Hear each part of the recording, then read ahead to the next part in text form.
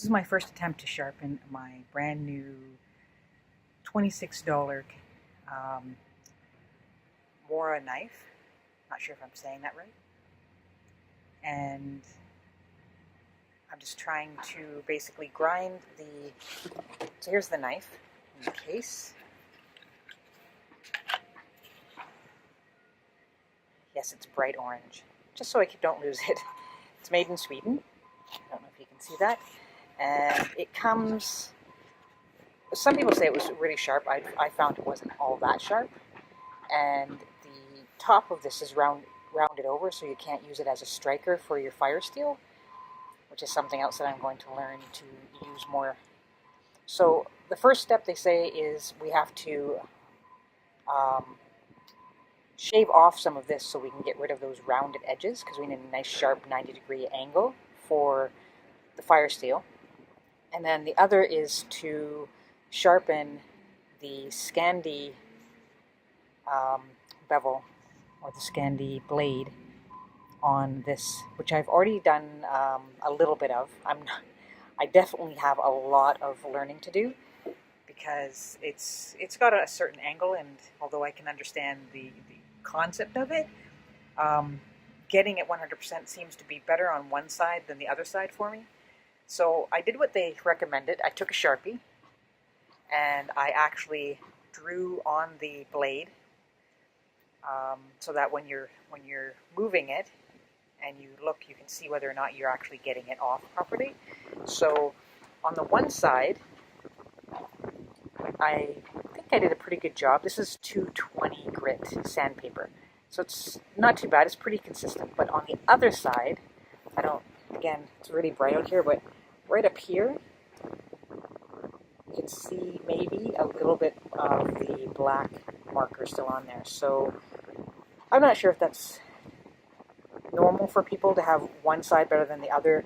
I'm pretty sure, considering this is the first time I've ever tried this, that it may just be me. So let's just see. Basically, I have a piece of a tile, and I used adhesive to glue down the sandpaper, and then I'm using that. So flat, find the bevel, and then move back.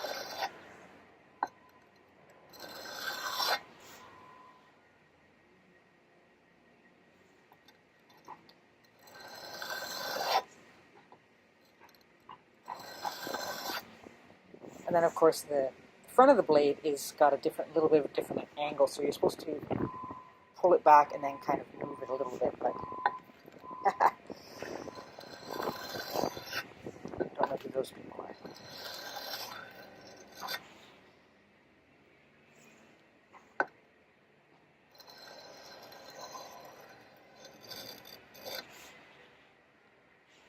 So I'm still missing some spots for some reason on that one side. And if I look at it really carefully, I can see that I'm like missing.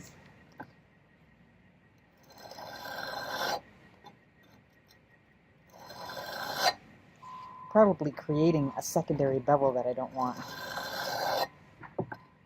But if you're gonna learn on a cheap knife, right?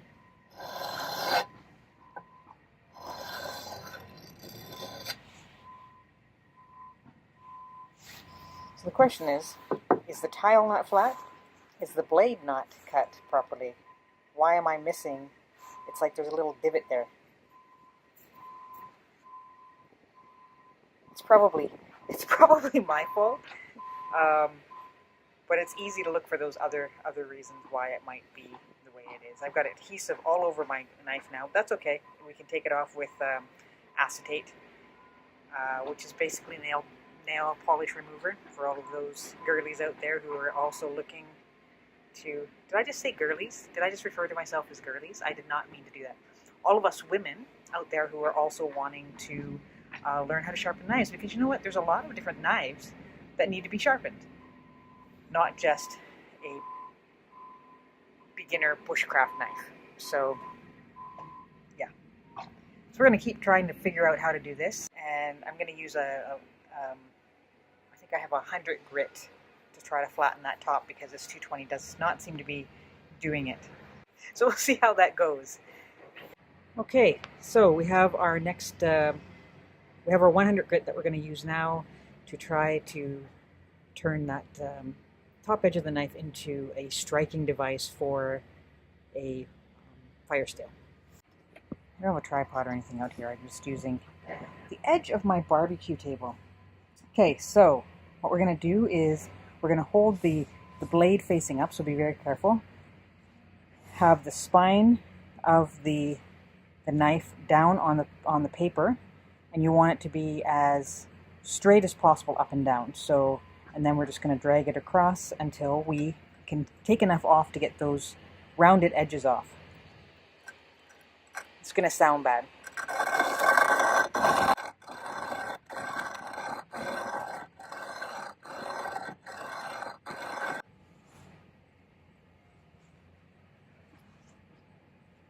Okay, so I'm seeing it's taking off some metal. You can see it on my fingers, but still not very much. It still seems extremely rounded.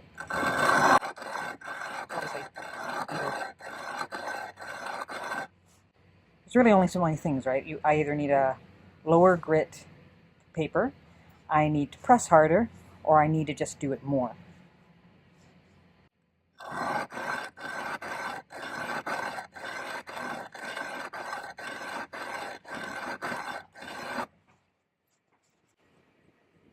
Or lower my expectations for this to be a striker for a flint.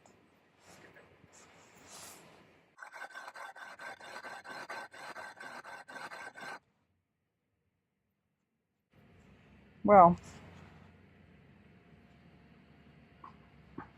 slight improvement? I don't know. I mean, it definitely looks like it's doing something. So I'm going to keep working on this and keep learning and let you know how it goes. So why am I using sandpaper? Well, there's a couple of reasons why. I've looked online for a bunch of different suggestions. Sandpaper seemed to be the most the easiest way because I can go out to Canadian Tire in Canada here and get a variety of papers. I got the 2000 grit wet dry automotive sandpaper. So that's one of the reasons why I figured it was easy. It was fairly inexpensive, and it'd be really quick to go and get it.